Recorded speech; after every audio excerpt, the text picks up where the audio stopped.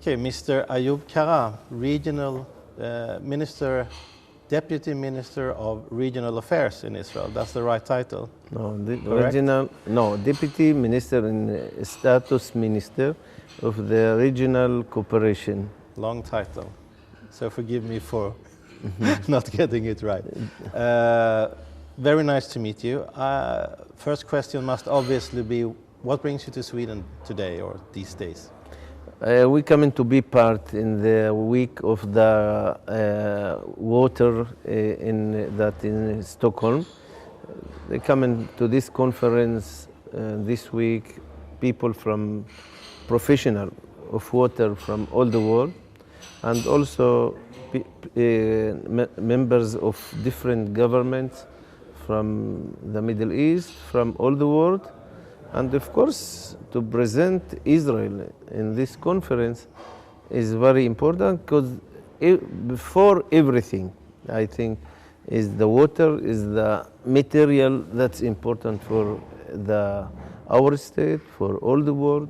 And I'm very happy to be in Stockholm the first time and represent the Jewish public in their state, Israel. Wonderful. And we all know that Israel has a lot to give to the world regarding water issues, and I know you're involved in quite many of them in the Middle East. Would you like to say a few words about projects today where Israel is working in its near area with the neighbors and other projects? Yes, we start now with the long years. We wait for this project, the Red Sea-Dead Sea, that we're going to bring water from the Red Sea to the Dead Sea to save the Dead Sea. We have a problem with the water there.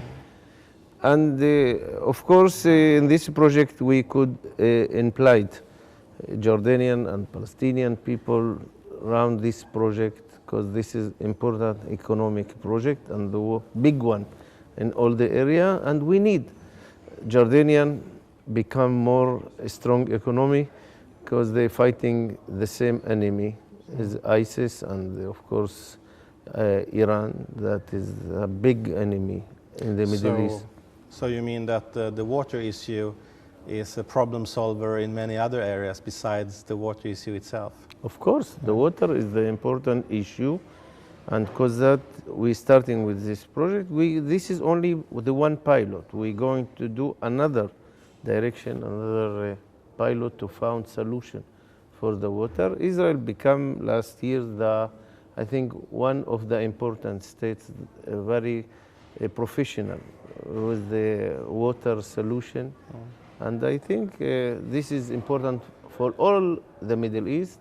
They need us, our neighbors, because they need our technology in Egypt, in Jordan, in the Gulf state, North Africa, and everywhere.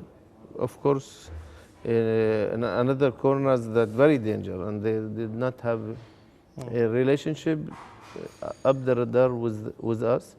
So we have to convince and do everything to help people in the Middle East. Do you believe that the neighboring countries, even countries who you have no diplomatic ties with, they still see the need for cooperation and that they might gain from it? I think they need it because no way. They need cooperation.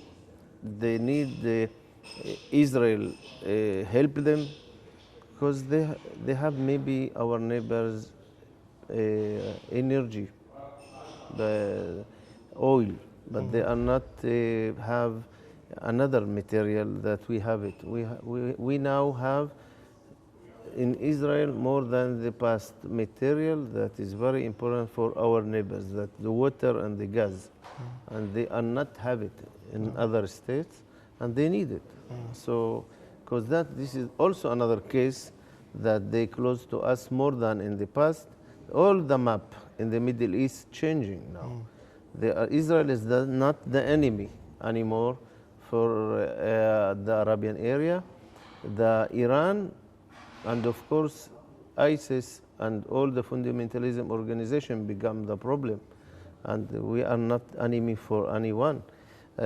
People here, I have to say they are not understand that they going to be different issue in the Middle East, the extremism, not the Palestinian issue. The Palestinian issue is important, but this has become the third subject that important for the area, maybe. And the important issue is the extremism, fighting the extremism. And of course, all our neighbors want to cooperate with us to fighting this extremism. You said that you were very proud to be here representing Israel and the Jewish state of Israel. And of course, it's interesting because you're not Jewish yourself. You come from a Druze background. So I think maybe I think quite a few of our viewers don't know too much about the Druze population in general, Druze population in Israel and in the Middle East. Would you like to say a few words about that? Of course, Thank you. I'm with much proud. I'm feeling Israeli more any Jew.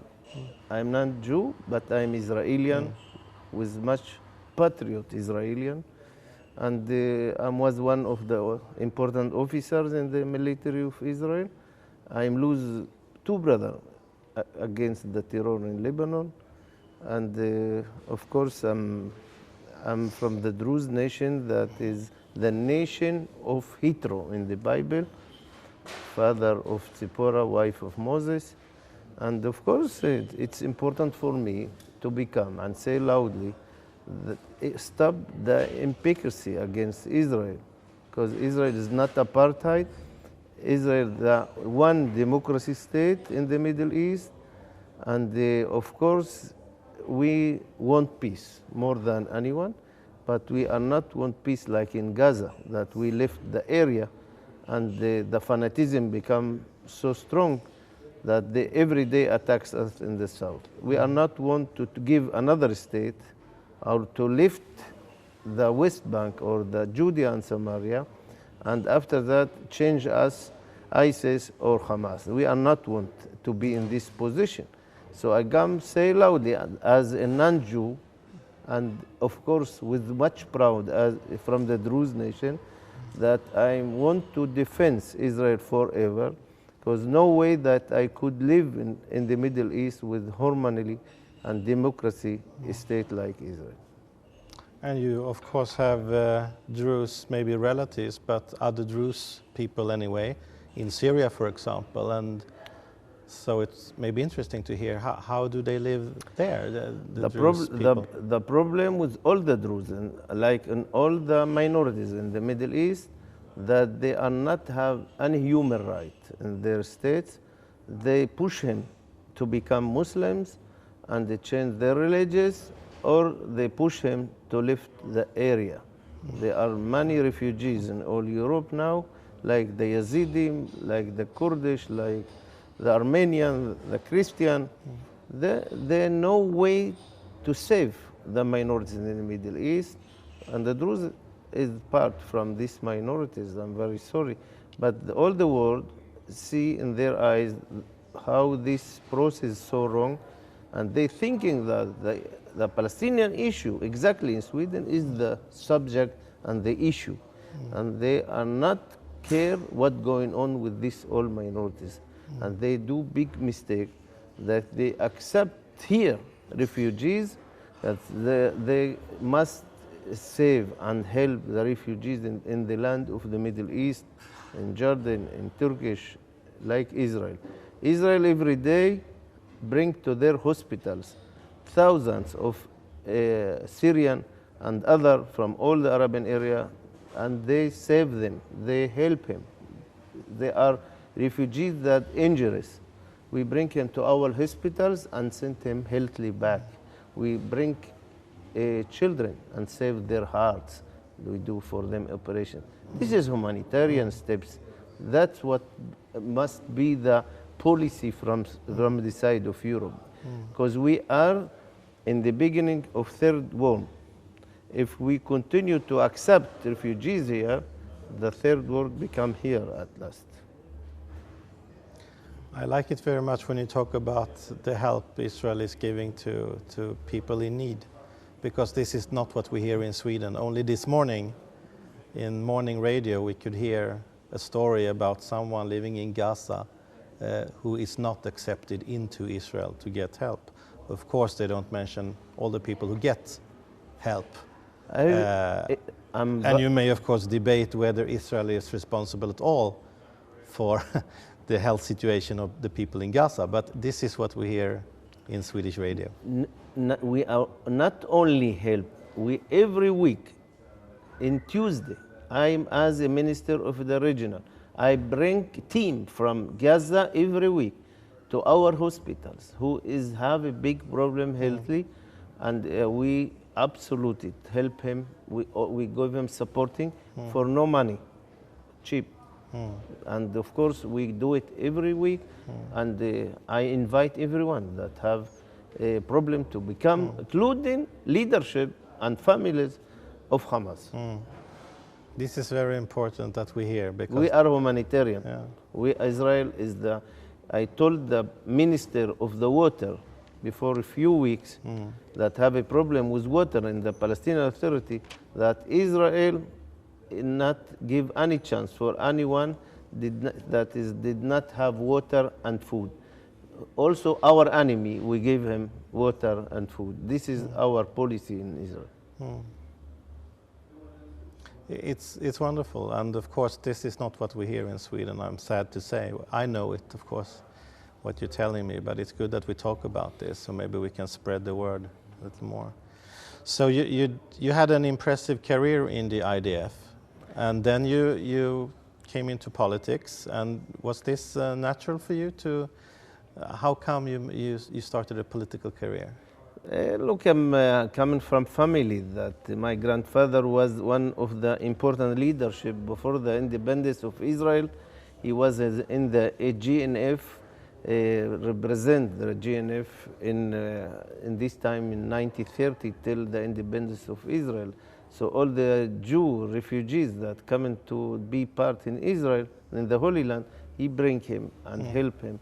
And because that he have a big problem. They shoot their two sons in the roads in Akko, because he helped the Jewish in this area. And after that, of course, we think that we finish after the independence with all these murders, but we continue to fighting the terror. And I'm lose again my two brothers, and I'm injured in Beirut. And after that, Yitzhak Shamir, the prime minister that close to my father, asked me if I want to come to be their convisor. And we're going to be his convisor for the non-Jew in the Middle East. And from there, I elected me in the Likud party to the Knesset in 1999. Until now, I'm close to Netanyahu, long years. And I'm very happy that I'm in the right party, because the social party, Marach, what we call, they want to give back the Golan Heights. If we give the Golan Heights, ISIS was in Tiberias now, his city of your friend. So I'm very happy that I'm in the right side. I'm very pragmatic. I want peace, really, and I do much for that. But the motivation to do so much peace make mistake, like in Gaza, like in south of Lebanon. We do the withdrawal, and we found ourselves in fanaticism organization. And you were opposed to the decision to leave Gaza? I was against Sharon, because I not believe that to do the withdrawal with no agreement is right steps. So I'm fighting that. I'm losing my seat in the parliament after that. Because of your... But they're thinking that I am with big mistake in this policy. But at last, all of them understand that I'm like Yitro, convince right all the Jewish public. You have a long walk, footsteps from Yitro and up till today. But the same convice. We are very ready to do it, because this is the right steps. We know the mentality. Look, the Jewish is very naive sometimes. They need peace. They want to be humanitarian. But in the Middle East did not know this culture. The problem in the Middle East, the culture. They are not know, and they are not want, and they're pushing outside everyone who is not Muslims. This is the problem in the Middle East. But that not mean the word Muslim. This is 1% Muslims that have this convisor, but the other side, that 99% did not say anything against the extremism. So we have to find solution that people understand. In Israel, more and more people understand this policy. But in Europe, they continue to feel maybe Israel is the problem. Israel So is you not. come into an issue that I wanted to continue with, the challenges of Israel today, both with neighbors and the Palestinians and Judea, Samaria, but also in foreign policy with the European Union, the UN. Things have changed with the US. Sweden, maybe we don't have to talk about. It's not a nice story right now. But what do you feel can be done from the Israeli side? Can anything be changed from the Israeli side to make other countries understand the situation?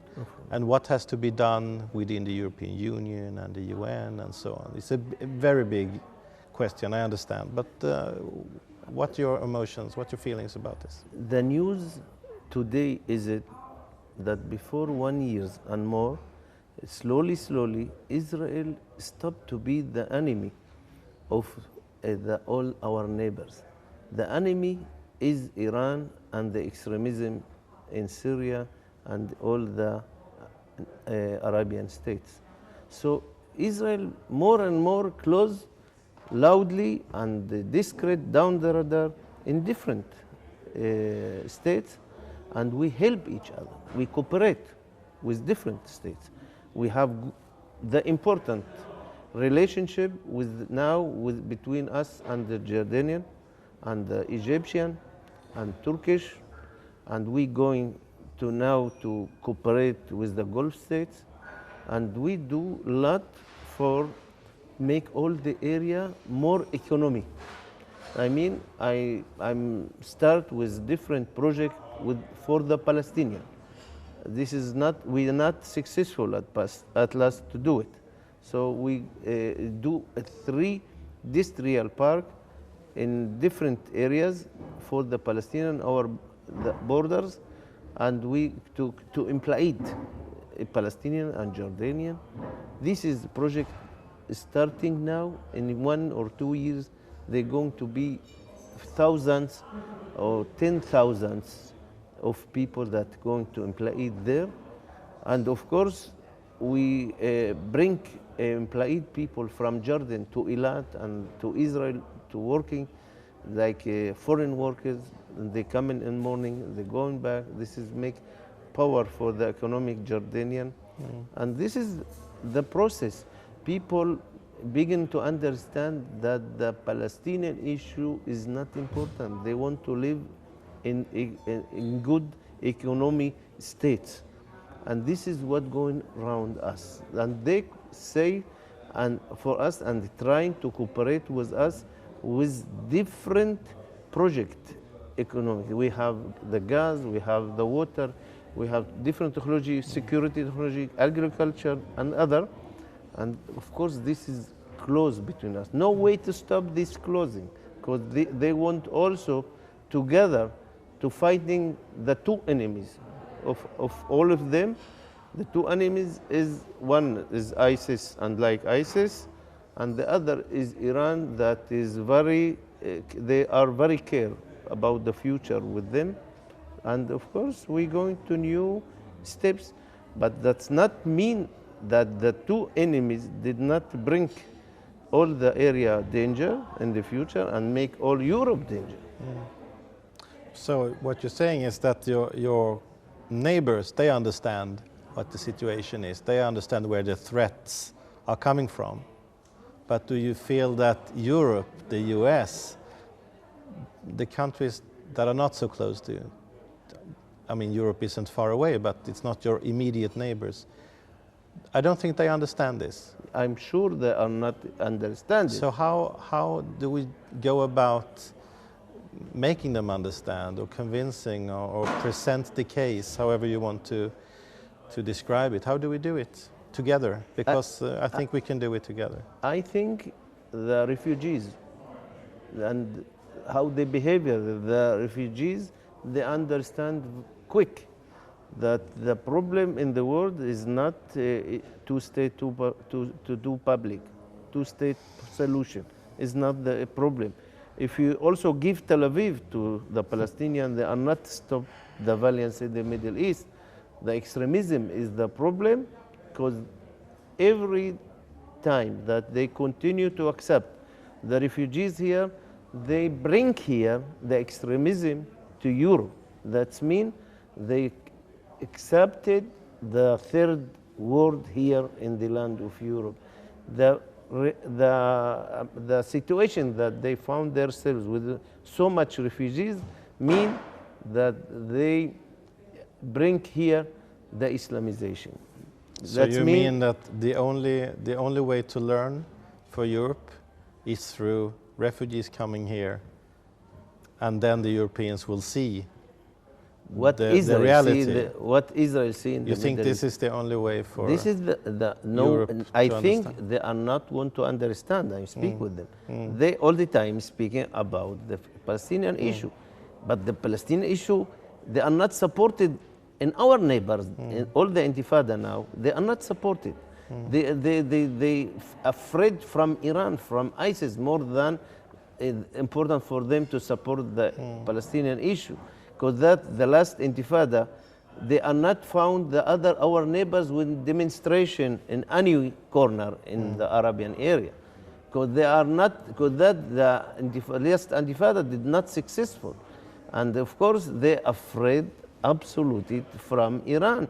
And they say, they sent messages for me, for the Prime Minister, come in and cooperate together. And we cooperate with the Arabian area against the same enemy, because they are not feel Israel enemy anymore. They looking about Iran the enemy and the Shia, because they become big problem between the Islam world, and suddenly we have a big boom in the Islam world between the Shia and the Sunni, and of course we have two teams who we go with the more civil regime and not fanaticism regime like Ayatollah and in Tehran.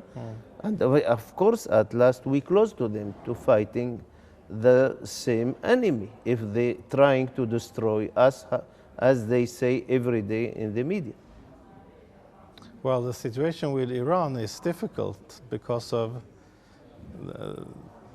the treaty that was made with Iran regarding releasing their money abroad, and now everyone wants to trade with Iran. I also heard this morning another story about Iran and about Swedish companies reaching new heights of export to Iran, of course. And Sweden is a very small country, so you can imagine that now Iran has a lot of financial power again, and it's an important market for companies. It's not good news, right? It's bad news. Yes, but we don't have anything against the population in Iran. We have a problem with the regime of Iran. So maybe people did not understand it, that the problem is the regime there, and the regime have two voices. One voice to the west side and the other voice to Arabian area. And I know only the one. My mother language is Arabic. So I know only the one in the government of Israel. I heard all the news in all the languages. And I know it very well, how they want to destroy Israel, how they want to occupy all the Middle East, and after that, the solution is Islam. The solution of the world is Islamization. That means Europe part from that, and US part from that. That's what they believe. So this is the culture. With the Prophet Muhammad say, you could do exercise with also agreement if this gives the results to successful. So let's talk a little about Israel and Sweden and cooperation. You work specifically with water and other resources. You were here for a conference. How has it been so far, and how are the talks going with other people here and with your Swedish counterparts? Have you met people from the Swedish Foreign Ministry or other cooperative places here, or? Yes, I met a few leadership from the government, very important leadership, and I think we're going to cooperate.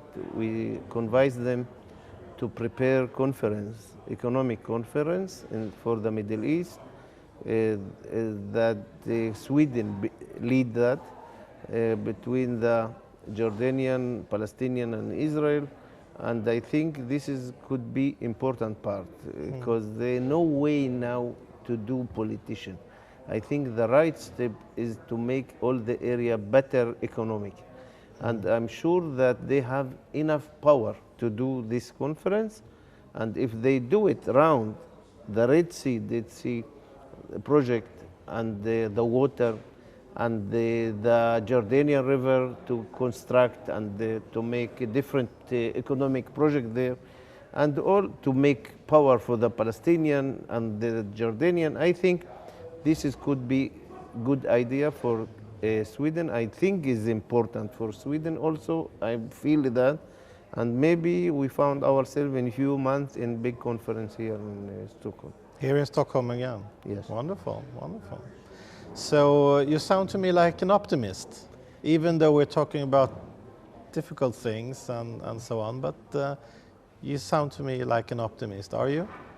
I think yes, because Israel also now in the important position optimist in long years, because we suddenly in jungle of Islamization, we are a very in control, very important economic state in the Middle East and democracy state. And our neighbor, they said, you are not our enemy. This is never, we heard it in the past. So, of course, we are optimists, but you must convince Europe to understand this process. This is the big challenge.